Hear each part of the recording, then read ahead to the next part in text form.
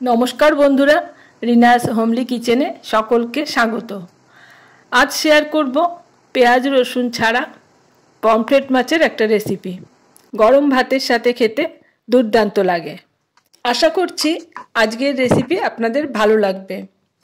এখানে আমি 3টে পমফ্রেট মাছ নিয়েছি। মাছগুলোকে কেটে ভালো করে ধুয়ে নিয়েছি। এখন মাছগুলোর গায়ে অল্প করে চিড়ে দিচ্ছি।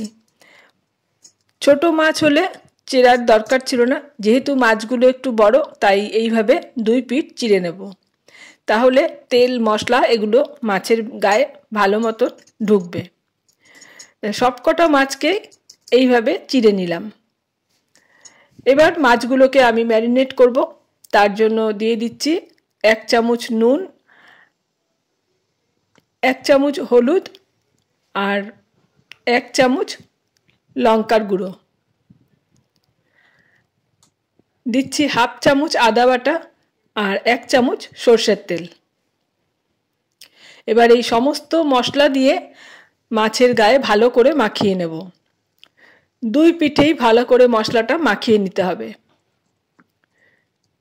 মশলাটা সুন্দর করে মাখিয়ে নিয়ে মাছগুলোকে আমি ম্যারিনেট হওয়ার জন্য রেখে দেব 10 থেকে 15 মিনিট। আর ততক্ষণে আমি একটা মশলা বানিয়ে নেব। মশলাটা বানানোর জন্য এখানে আমি একটা গ্রাইন্ডার জার নিয়েছি।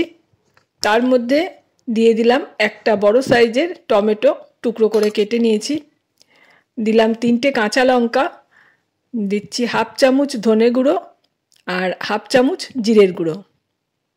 অল্প একটু জল দিয়ে মশলাটার একটা পেস্ট বানিয়ে নেব।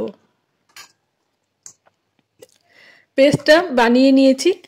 আর এদিকে আমি একটা ফ্রাইং প্যান গরম করে নিয়েছি। এবার এর মধ্যে দিয়ে দিলাম কিছুটা সরষের তেল।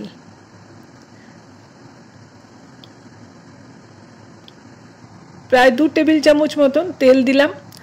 তেলটা গরম হয়ে গেলে মেখে রাখা মাছগুলোকে আমি একটা একটা করে ছেড়ে দিলাম। এক পিঠ ভাজা হয়ে গেলে অপর পিঠটা উল্টে দিচ্ছি।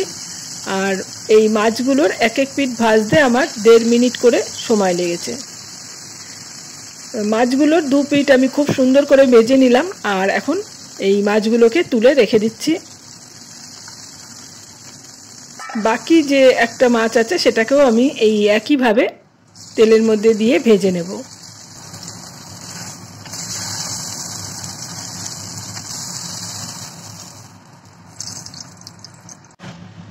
মাছগুলো ভেজে তুলে রাখার পরে আমি আরও 1 চামচ তেল দিয়ে দিলাম। আর তেলটা গরম হয়ে গেলে হাফ চামচ কালো জিরে ফোড়ন দিলাম। ফোড়নটাকে একটু ভেজে নিয়ে আমি গ্যাসের ফ্লেমটাকে অফ করে দিয়েছি। দিয়ে দিলাম 1 চামচ কাশ্মীরি লাল লঙ্কার গুঁড়ো আর 1 চামচ হলুদের গুঁড়ো। লঙ্কা আর হলুদটাকে ভালো করে তেলের সাথে একটু ভেজে নিলাম। আর এবার এর মধ্যে বেটে রাখা মশলাটা দিয়ে দিলাম। দিয়ে গ্যাসের ফ্লেমটাকে আবারও অন করে দিয়েছি। আর এখন মশলাটাকে খুব ভালো করে কষিয়ে নেব। মিনিট 2 নাড়াচাড়া করে একটু কষিয়ে নেওয়ার পরে এর মধ্যে আমি দিয়ে দেব পরিমাণ মতন নুন।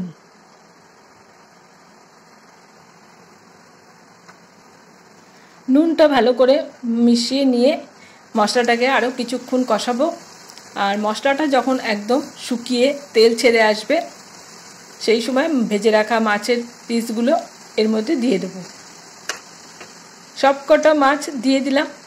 আর এখন একটু মাছগুলোকে মশলার সাথে উল্টে পাল্টে দেব।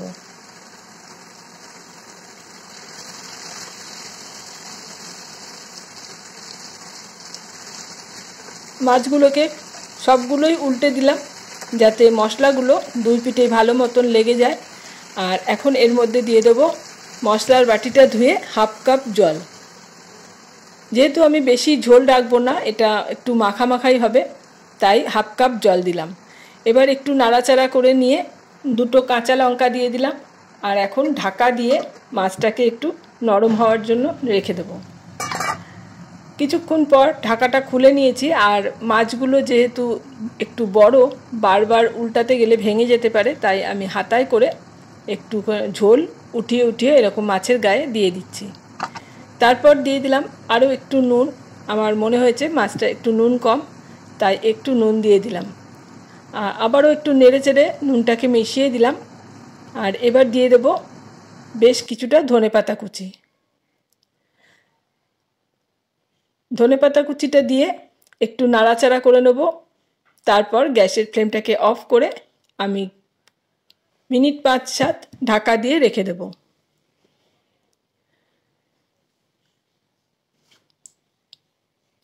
5 মিনিট পর আমি একটা সার্ভিং বলে মাছটাকে তুলে নিচ্ছি। আর আমার আজকের এই পমফ্রেট মাছের রেসিপি কেমন লাগলো কমেন্টসে জানাবেন। ভালো লাগলে লাইক আর শেয়ার করে দিতে পারেন। চ্যানেলে সাবস্ক্রাইব করা না থাকলে চ্যানেলটা সাবস্ক্রাইব করে সাথে থাকার অনুরোধ রইল। আজ এখানেই শেষ করছি। আবারও চলে আসব নতুন কোনো রেসিপি নিয়ে। এতক্ষণ আমার সাথে থাকার জন্য অসংখ্য ধন্যবাদ।